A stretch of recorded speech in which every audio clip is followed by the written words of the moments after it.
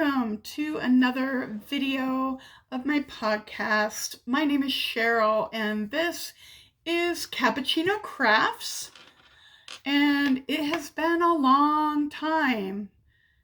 Yeah, over 8 weeks.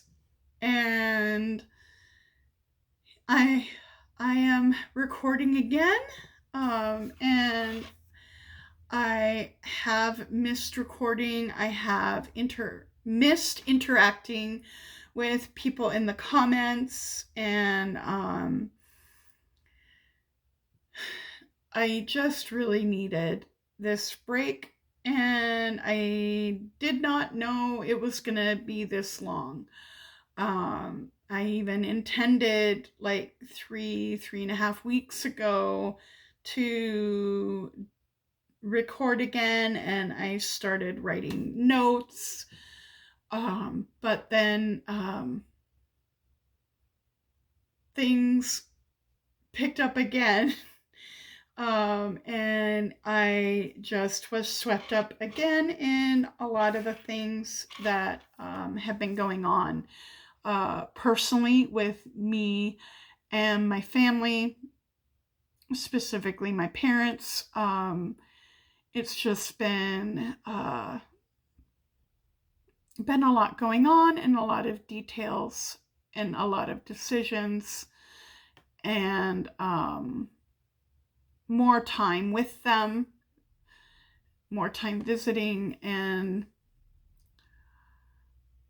so that was one thing. And also just trying to keep an eye on the news as much as I could. And I know that things everywhere in the United States, in countries around the world, there's been so many terrible things, so much really hard and scary and upsetting and violent and tragic things, and that also was weighing on top of the personal things in my own life and wherever you are. And I want to say, I hope that you and your family and your friends and all your loved ones are well and safe.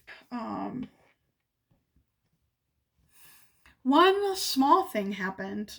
Though that was a lot of big things, and one small thing happened the very day after the last time I made a video. I recorded on May 9th, and May 10th I did something, and if you look very carefully, you might have noticed it is small, like I said, but I do have a nose piercing now, and it has been 8 weeks, and it has been healing very well until 3 days ago. When, of course, when everything else is irritated everywhere in my life and in the world, my nose piercing decided to get irritated and inflamed and sore as well, along with everything. So I do have tea tree oil for 2 days, yesterday and today. I have put tea tree oil on it, and it's already so much better. In every way. It feels better. It looks better.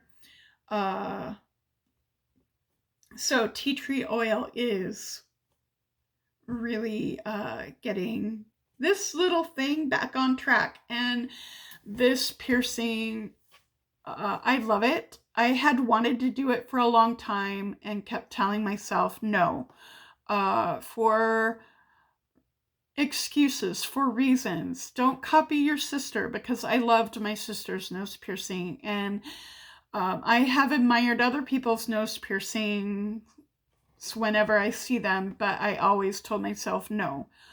And then my sister got hers and it was so beautiful. And I was like, you can't copy, don't copy. And then you're too old. For months, for months, I was thinking about it every day. For months, I wanted it so bad. And I would tell myself, you're too old, you're too old. And then I stopped bullying myself and being ridiculous, because that is a ridiculous thing to say to yourself and to deny yourself over something that you want to do. As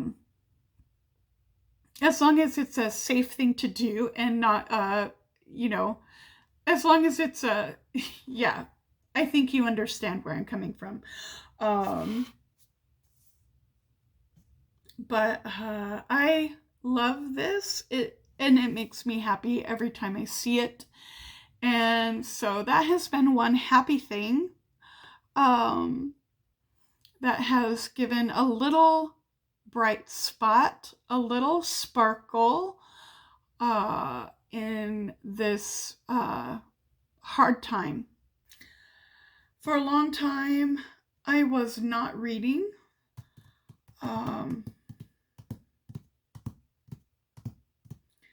Because just when I did have time and when I could relax or rest for a while, my brain was just not in a reading space. I had used up all of my concentration capacity, and I just needed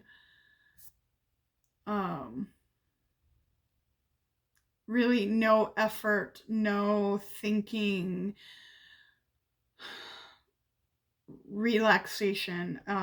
So for quite a while I wasn't reading. I have been picking up books again. And that has been a good thing. And I'm really happy about that. And I think it shows that, I'm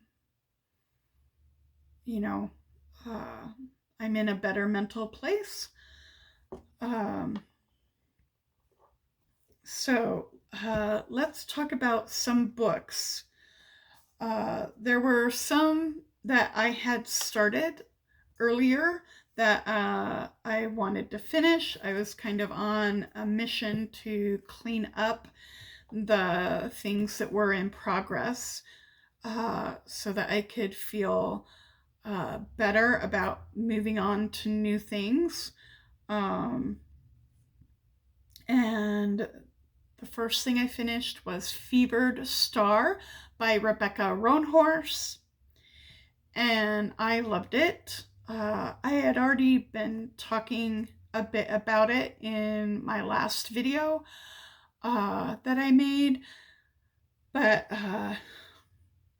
from beginning to end, I just really loved it. And this is the second book in a trilogy. The third book, we don't know yet when it's going to come out.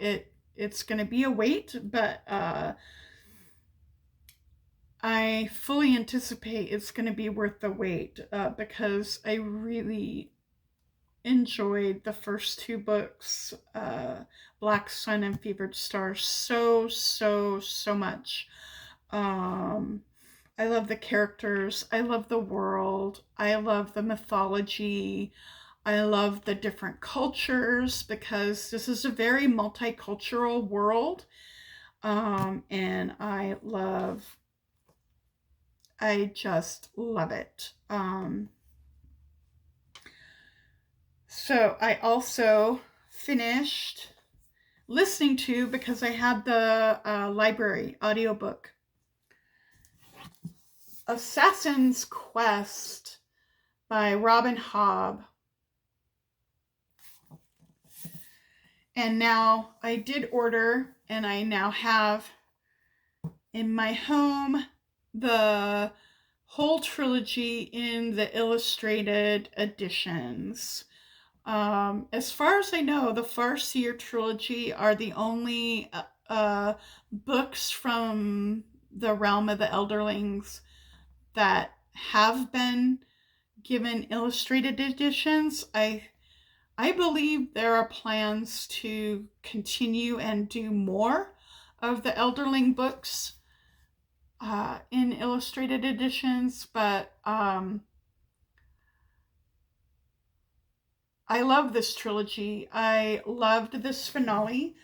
Robin Hobb ended this so strongly and in character for her storytelling, so emotionally.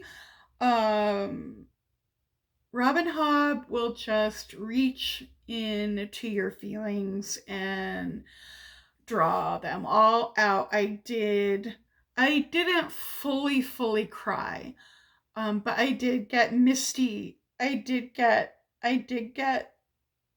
misty and wet around my eyes at this ending of the trilogy. The last 25-30% was whew. And these illustrated editions are really so beautiful. Here, let me show you one of the paintings. This is Verity. And that it's just so well done. These are beautiful.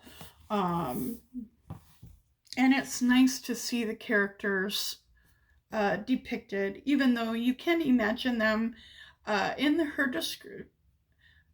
You can imagine them, but it's nice to see these wonderful quality paintings of characters that you really love or that you really hate, because her villains are fully hateable.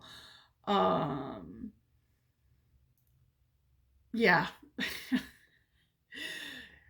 But you really feel strongly, at least one way or the other, about her characters, and you really get invested. And it's so nice to see them and see the world, see some of the landscape, and yeah. So that is Assassin's Quest, and this year I have finished 3 big trilogies. I finished the Broken Earth trilogy by N.K. Jemisin. I finished Assassin's Quest. I finished the Farseer trilogy by Robin Hobb. What was the third?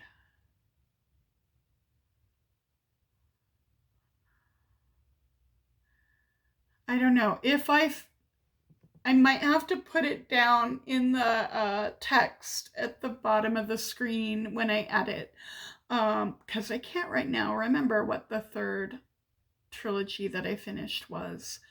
But that feels really great, because those are big. When you finish a really chunky, epic trilogy, you give yourself a pat on the back. It feels good.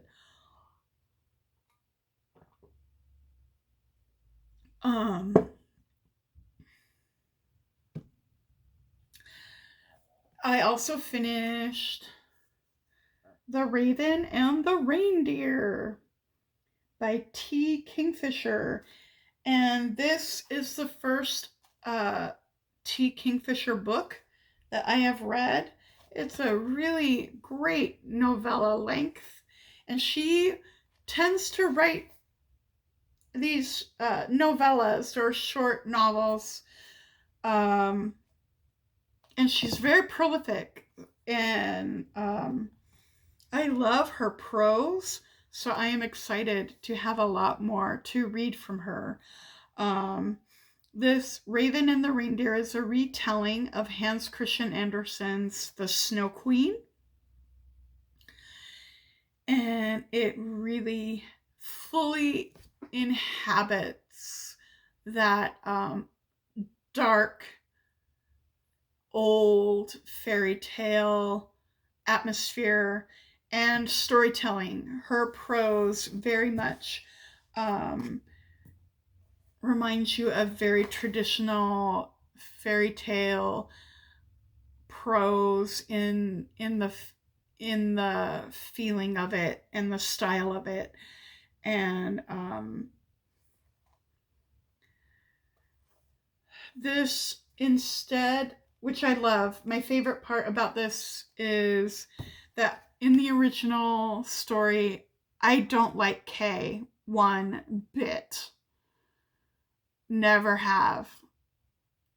Never have liked Kay. I think he's just not not a good or likable person, and especially in the original, Gerda is in love with him, and he's supposed to be her ultimate, one true love. And I hate that pairing. I hate that relationship. I hate Kay and Gerda together. I like Gerda and I want better for Gerda. Kay is the worst. So in this version, Kay gets a sapphic romance with Yana, and it's the best. It is the best. I love it. I love Yana as a character. Gerda is so amazing in this version. She gets more character development, I think, than she does in the original. And because in Hans Christian Andersen, it's not necessarily about the characters or the character development. And fairy tale characters often aren't super well developed. And obviously, this is a novella, and it is very fairy tale in style, so the characters don't get as developed as, like, it's not like the deepest character development, but it is more character development than you often see in this style. And Gerda and Yana get the most development. They're the main characters. And I love each of them individually, and I love them together. Their relationship is so sweet and heartwarming. And the original story of the Snow Queen is not a heartwarming story at all. So even though this is very much a dark fairy tale, it does have a heartwarming center to it, and it is surrounded by very dry, dark humor. Yes, it is liberally seasoned with very dry and dark humor, which had me laughing. And I loved that part of it too. That really made it a wonderful reading experience. So I am still in the middle of Elektra. I'm halfway through. And I love this. I love the first half, and I have no doubt that the second half will be just as good, and I'm excited to keep going.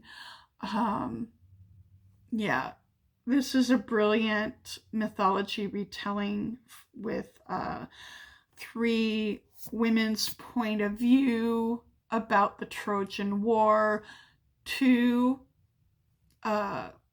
from Greece and one from Troy.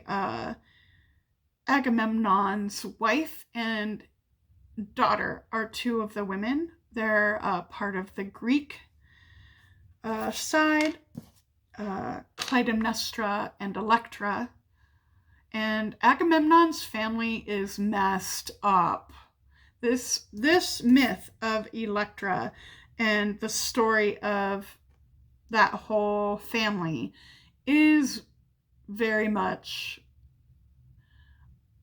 a dark family tragedy and very twisted, messed up family. And then Cassandra, who is in Troy, and she is a member of the royal family, one of the daughters of the king and queen. I can't think of their names right now. But she's an outcast in the royal family. And so those are the three women who are telling this story. And it's a brilliant mythology retelling. I did read one new thing. I needed, as I was starting to pick up books again and wanting to read, I needed something kind of silly and really funny and really just easy, so easy, and just, yeah. So I had heard the setup for this series, and this is my first manga. It is Spy Family. I have been hearing about this manga series from so many people on BookTube, and the setup, the concept of it sounds so amazing to me, and just funny and entertaining and like wild, and so many crazy and ridiculous situations could come from this setup. So the setup is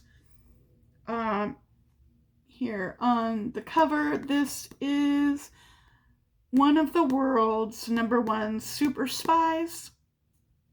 His code name is Twilight, and he gets a new mission, and to be able to do his mission, he needs a family, because he needs to like get close to and infiltrate to get information on this super reclusive bad guy. Just nebulous bad guy. Don't know what he does, but he's bad. And he is reclusive on purpose just so that he will not have a public profile. He won't get caught. He won't get exposed. That's his strategy. So the only time this person, the target, will leave their house is to go to school events at his child's premier elite school. So Twilight needs a child to get enrolled in the school, and he needs a wife because the school does not accept children from families with only one parent. So it's a very uptight and ridiculous school. So they need to, he needs a family, a fake family. So he adopts a child and finds a woman to marry him. The child that he chooses is secretly a telepath. So yeah, super spy and telepath so far in the family. And the woman that he finds, who agrees to marry him because she also needs a husband to keep up appearances, is a super assassin. And posing as an office worker. So to keep up appearances and throw suspicion, she needs a husband too, to look good. So they enter this marriage of convenience, the super spy and the super assassin, with a telepath child. And here's a picture of the three of them. Isn't she adorable? She's the cutest, this little telepath girl. She's, they make quite an adorable little family. And so you can imagine all the shenanigans, all the secrets, all the awkwardness, all the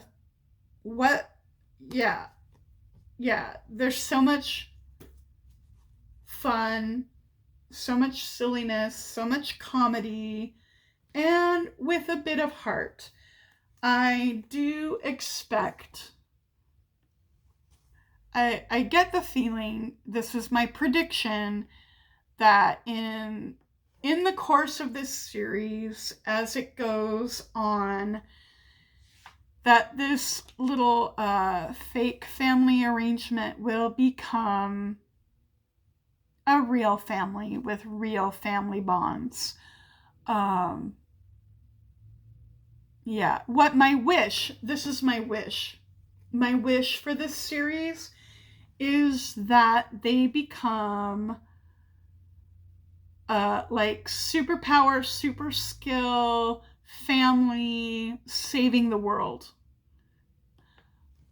That's like what I wish for the end game for this series. I can see that being so fun. But it does have kind of those found family vibes, and with all the silliness, it also has heart to it. And it was just, it hit the right spot. I enjoyed it so much. I plan to continue reading the series. I think currently there are 7 volumes and more coming. I don't know how long it will keep going. And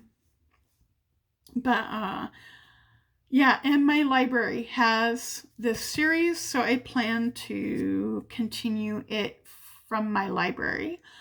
And that is where we are with the books.